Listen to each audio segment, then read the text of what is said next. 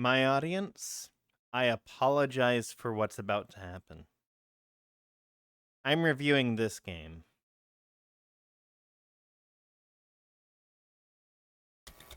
I'd also like to warn you that there is going to be swearing in this video. So if you're uncomfortable with that, tune away. Behold, the video arcade. The original coin-op killing floor where gaming gods were born. That's me in the middle, whipping ass. It was here I became legend, my dominance absolute. I eviscerated opponents quarter after quarter, token after token, until I stood on gaming's mountaintop, alone. One night, an opportunity arrived. A virtual reality gateway that would change my life forever. Did I steal it? No, I earned it. It was my destiny. I strapped in and crossed over, blasting into the unrendered abyss. I started building polygon by polygon, my neon virtual reality kingdom in the clouds. It is here I ascended to my infinite throne, my seat amongst the immortals as Grandmaster Alwyn, Virtual Space Lord!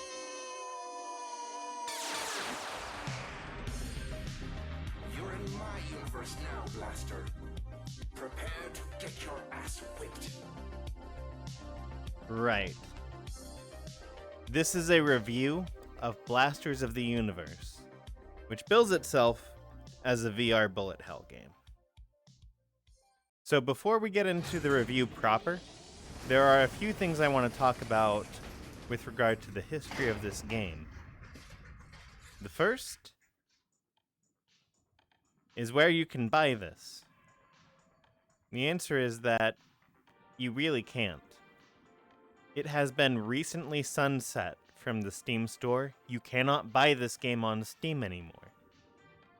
And the reason for this is that despite the fact that it did get a good chunk of sales, this game was, relative to how much it cost to produce, a flop.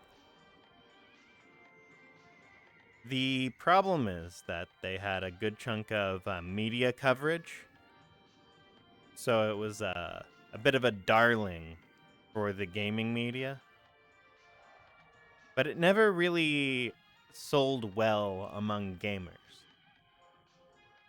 And I'm going to talk about why that's the case. Now you might be saying, Rainbow Ninja Man, it's kind of hard to get sunset from the Steam store. You have to voluntarily do that. What happened is the company that made this game got bought by Hasbro, I believe. And they just decided that it was not worth keeping up with the sales of this game anymore. The sales were so low that the cost of caring about the game exceeded the sales from the game.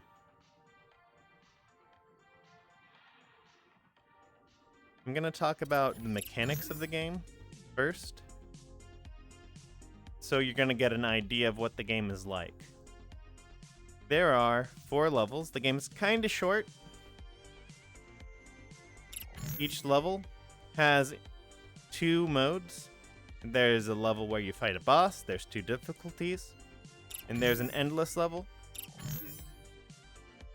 and where you shoot up a bunch of enemies until you die. Where the fuck did you get that gun? That would be Alwyn commenting on the fact that I have this gun and I'm playing an early level. So, it's pretty straightforward. There are enemies, you shoot them with your gun.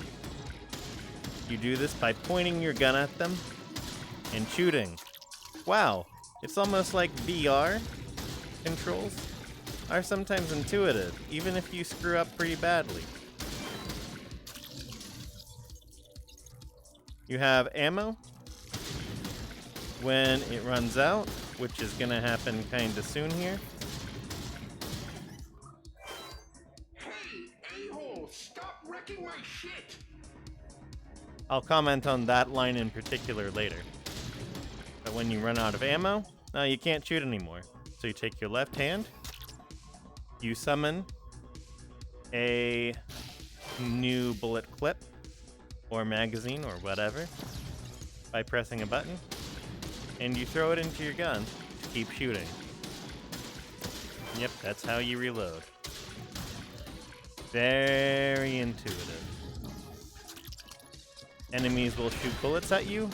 You can dodge them, or you can summon a shield, and that will block. Wow, it blocks the bullets. If you get hit with a bullet, which I'm gonna do on purpose right now, bam, you lose a heart. Your hearts are listed at the bottom of the screen.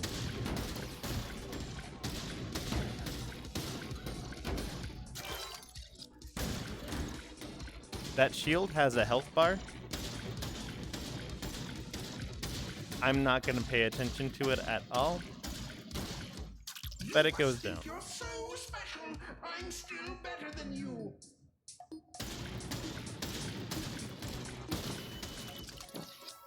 As you shoot the enemies, you get a frame special.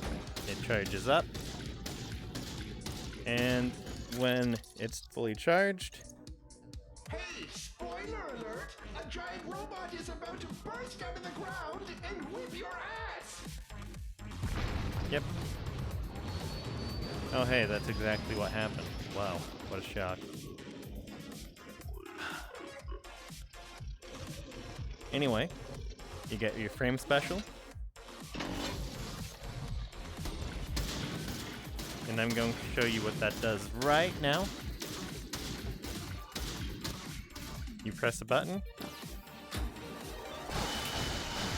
It fires a bunch of missiles. It does something cool depending on what your frame is. It's customizable. But those missiles usually get rid of all the enemies on the screen. You might have noticed all of the bullets are red. Yep, this is the part where I start talking about how bad the game is now. All the bullets, all the lasers are red. And you will have noticed the background also is red. Meaning that it is a little hard to spot.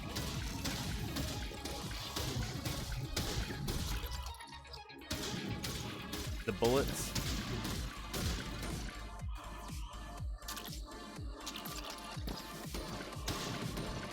It's not impossible, but it is worse than it would be if the colors were well chosen.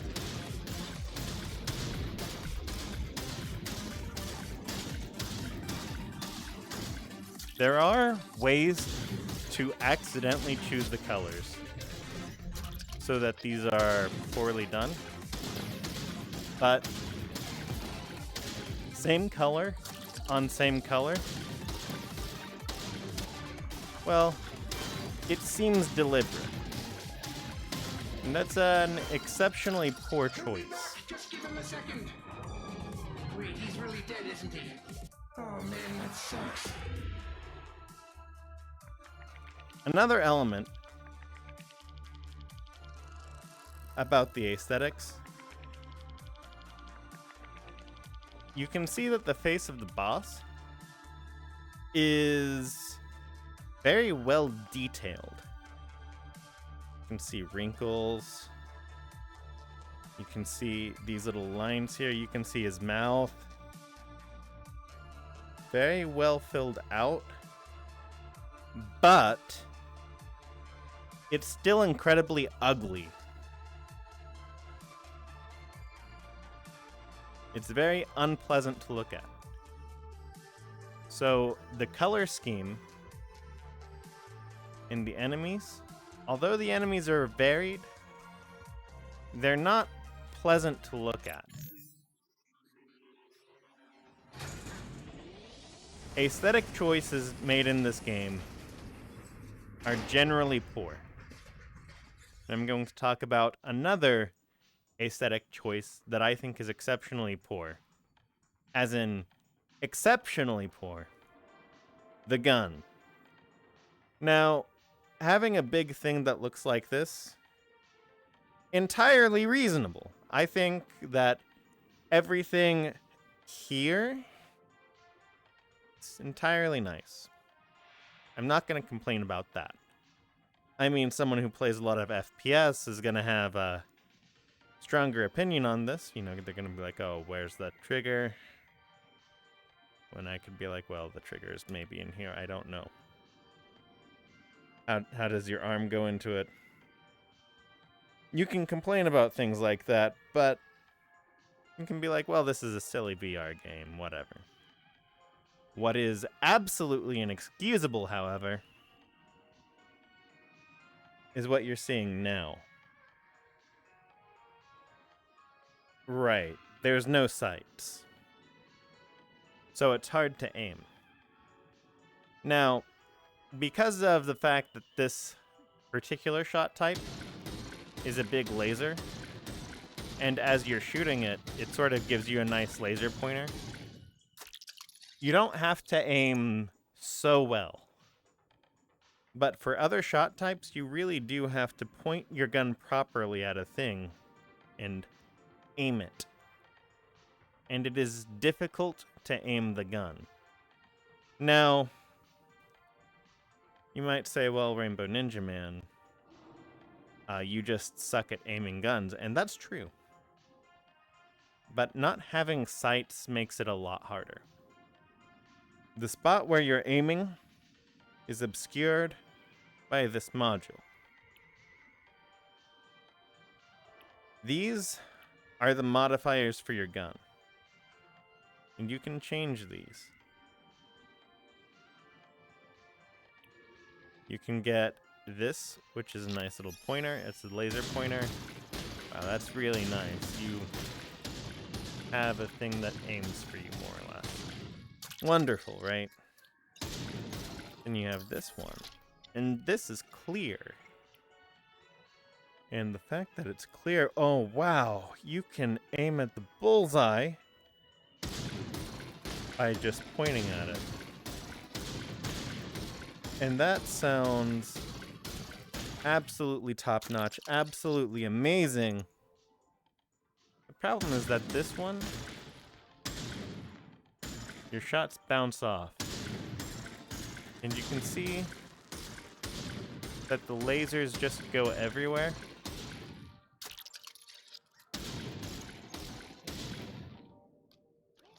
That particular module has caused a lot of crashes for me. And so I don't use it. I'd love to use it repeatedly and often because it is a great module. But it causes the game to crash. So when you aim, it's hard to aim. There are frames which make this less bad, but it's always gonna be bad.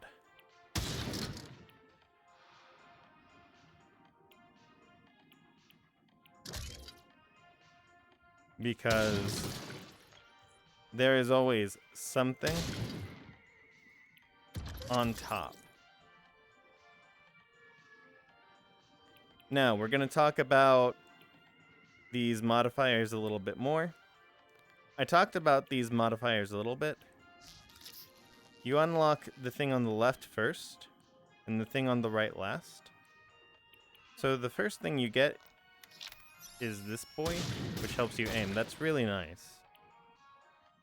But then you unlock this, which automatically refills some of your ammo.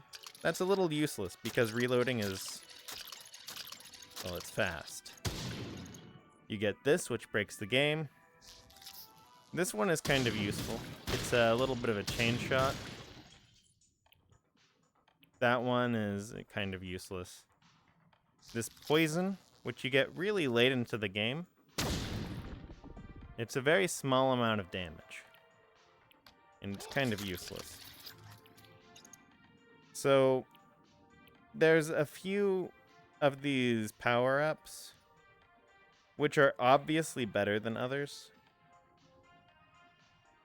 And they're not always the ones which unlock later. Which is fine. But as the game progresses, you're gonna see, in my opinion, this is just clearly the best of these modules, with the possible exception of the dot. But if you use the laser as opposed to the other types of shot, then you get the freedom to use the stun. Now, I'm going to talk about the ammo as well. So there's a few types of ammo. There's this one, which you start with.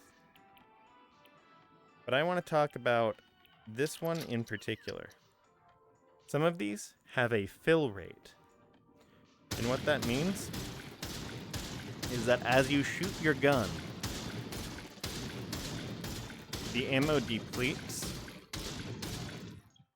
And then when you stop shooting, it automatically refills itself. Now that sounds nice, except that you cannot manually reload. And manually reloading things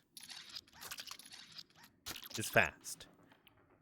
So having automatic fill is just bad.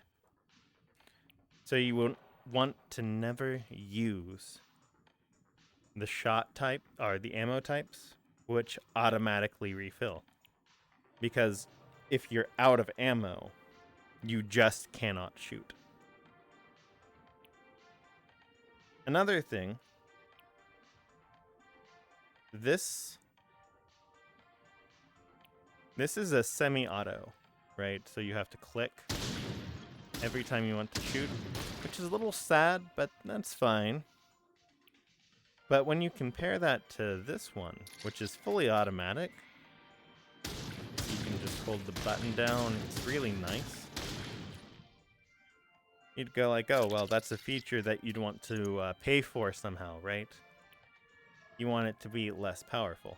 Well, this one has more capacity, meaning you have to reload it less, which is a tiny bonus, but it's okay. And it has a damage bonus.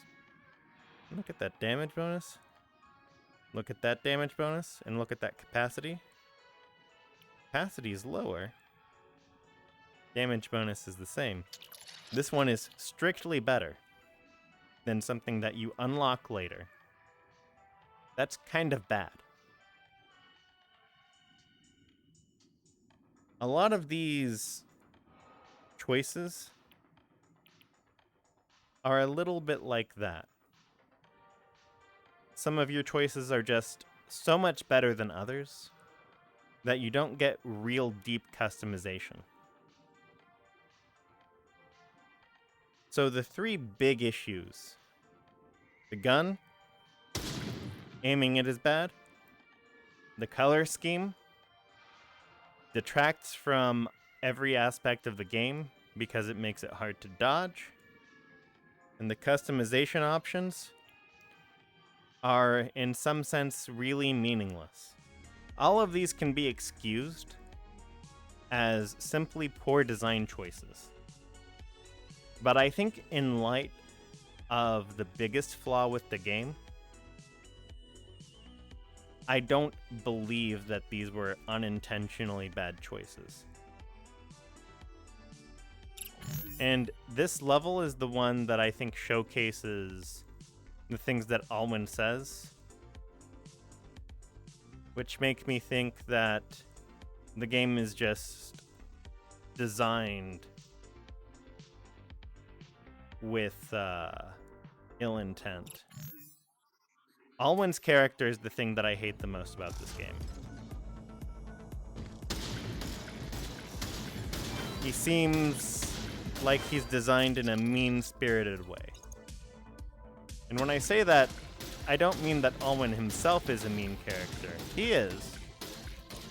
But it seems like he's designed to be a sort of loser gamer.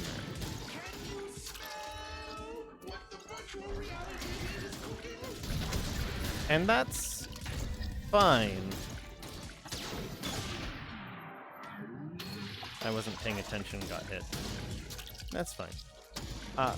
It's fine that he's designed to make fun of a certain group of people. But he's kind of a caricature. So he's very much just sort of not true to form. And you heard earlier this particular line from him. Hey, a-hole, stop wrecking my shit! Which is a little inconsistent. It sounds like he's uncomfortable swearing. But he says the word shit. But you would only call someone an a-hole if you were not really comfortable swearing. Because that's like, you don't feel comfortable saying the word ass. I couldn't get out of that way of that. But he's just really sort of a bit of a mean joke. And that's the thing that gets me the most. And one can kind of get away with having your characters be mean jokes. Sometimes. But you also have to consider the demographics of the people who are buying your game. So, I have not spent a lifetime in here just to let you ruin everything! Though, to be honest, that shit was kind of awesome to watch. Alwyn is meant to poke fun at the audience of the game, which is gamers, right? He's meant to be a nerdy, lonely gamer who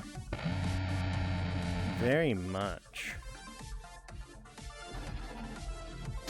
does not like to do certain things. He's sort of over-socialized in a way. That is, he refuses to swear, right? Except for the points where he does swear. So there's this controlled edginess.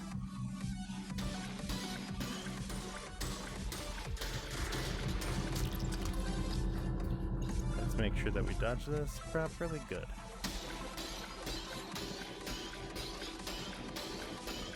And it's really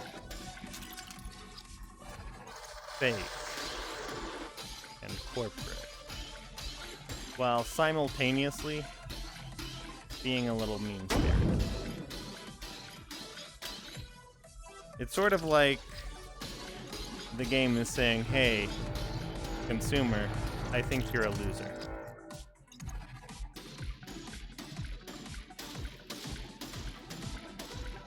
And that's not really great if you want to have the game sell.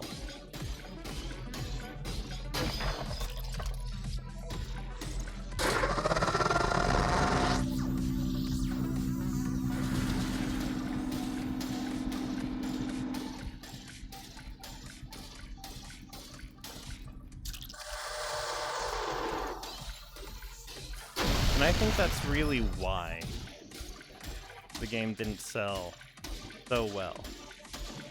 It's that Alwyn is just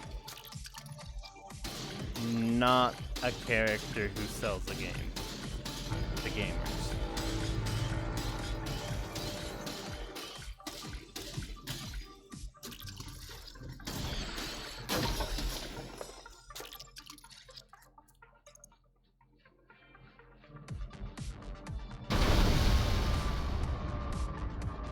You can see the style of humor.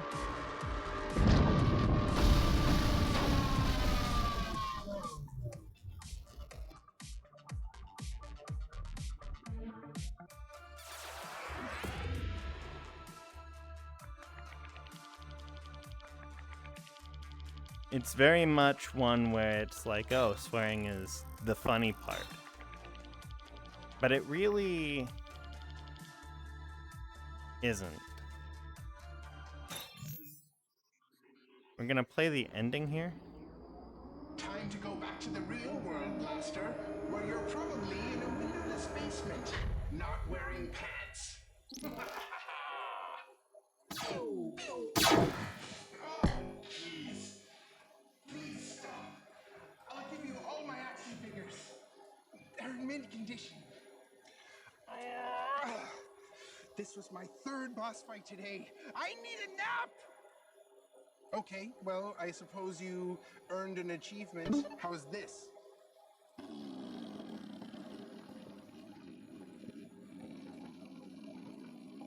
It's really the style of humor here, combined with I was holding that one in all game.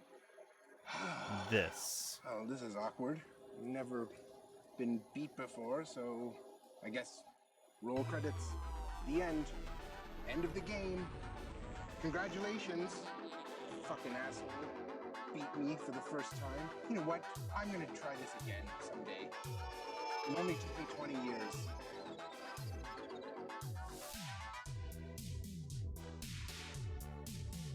Right. So it's the style of humor that just sort of falls flat. It's a little bit corporate in the sense that they refuse to go past a certain line. And they poke fun at the person who is buying the game. Because, let's be real, yes, a good chunk of people who bought VR headsets, yeah, they're going to be the sort of people who hang out, I don't want to say in their basements, pantsless, but they are going to be the sort of people who are more inclined to be lonely.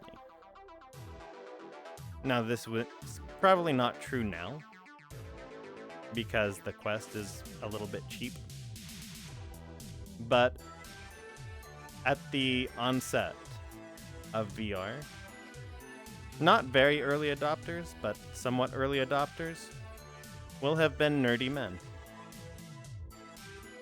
Nerdy men who like to collect action figures and play video games. That's the original target audience of VR headsets and the original target audience of VR games.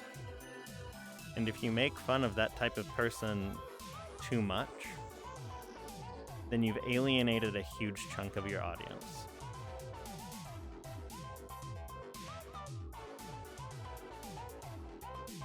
I haven't rolled those lines yet, and I probably won't. But there are quite a few lines of Alwyn's, which suggest that he's a very lonely person. And they like making fun of him for this.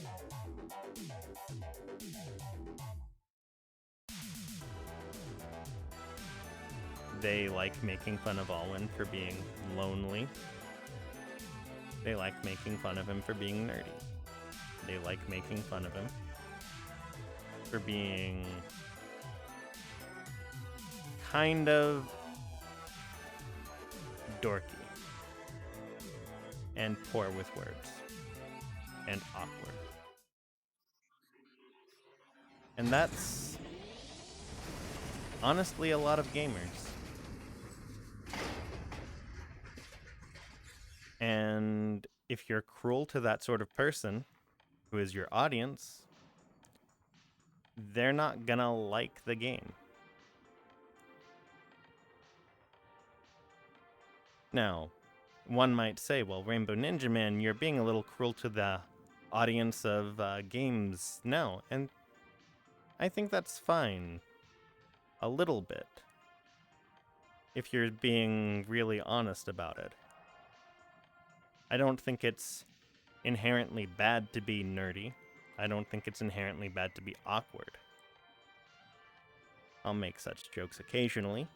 But if you make a game where the one character in the game is doing nothing but make fun of the audience, then yeah, it's going to feel like you made the game just to make fun of gamers.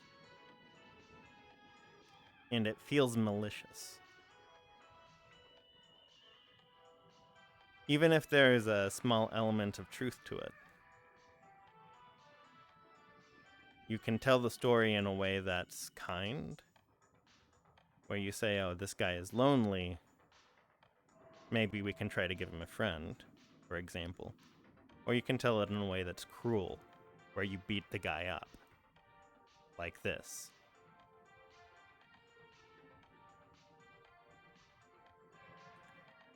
And I think that paints every other design element in a much worse light.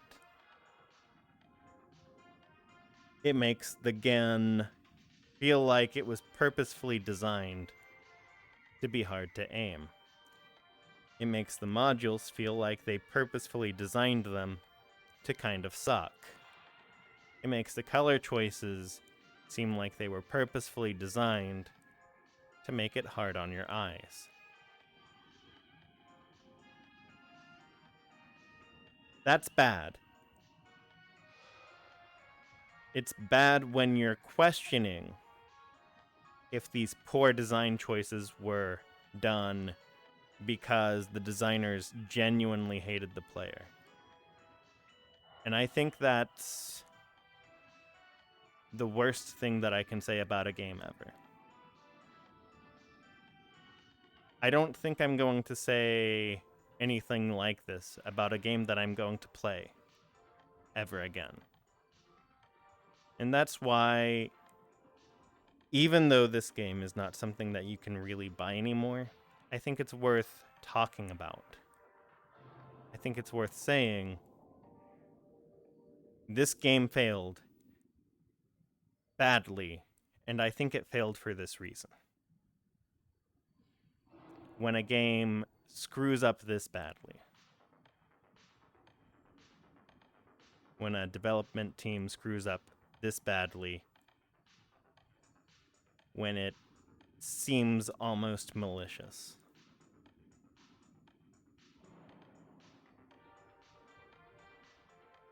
So, if you liked thinking about this, leave a comment. Say what you think. I've been a little uncharitable to this game. But that's because I've played it a solid amount. Trying to see if there's any good in it. And I just really can't.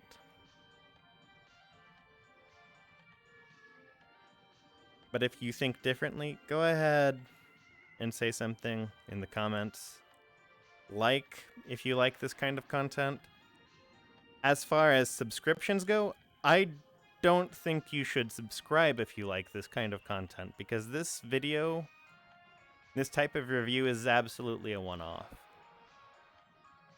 I'm not likely to review another game on this channel. This channel is really about score chasing. I just felt like this particular game, being Sunset, warranted a discussion. Which is not going to happen in a lot of places. It's probably not going to happen here either, because, I mean, my sub count is like 30. But I do want it to be out there.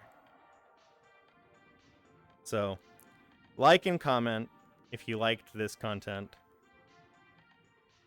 If you like this content and want to see more, subscribe to someone like Matthew Matosis. If you like to see me cut some fruit or dodge some walls and go for high scores, that's when you want to subscribe to me. This is an amateur channel. I'm not making any money off of this, so what I want to see is I want to see people who want to come in for my regular content subscribing. So I'd rather be upfront and honest about what you can expect out of this channel. I'm going to sign off. I'm going to never play this game again. I hope you liked watching this if you watched it. Stay safe and have a good night.